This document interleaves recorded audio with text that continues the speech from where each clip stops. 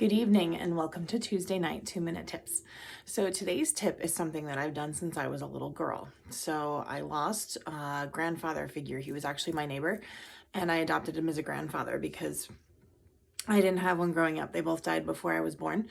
So his name was David Bellman and I always called him Mr. Bellman, and I wound up caretaking his grave because his daughter works in the State Department. So ever since he's passed, I've been taking care of his grave. And when I was younger, like 13, 14, I thought a good way to talk to him was to write a letter and then go to the cemetery and put it under the dirt by his grave.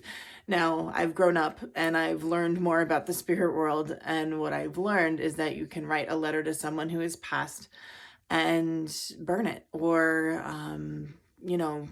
put it in an envelope and write their name on it and put it in a box. Whatever you want to say to them, whatever you miss about them, whatever you wish they shared with you, things that had happened in your life in the past week or so that you wish they could have seen, or just writing it all down as if you're talking to them. I'm not quite sure why this works, but I've had this tip come from the spirit world during my mediumship sessions, that you can write them letters. And I always say, light a candle in my name, I will answer to your flame. So you light a candle to call the spirit, because fire can be seen in every dimension. So when you light a candle in somebody's name, something every religion got right, they get called to the flame, and then you can write your letter and then either burn it or put it in an envelope and write their name on it like you're about to mail it.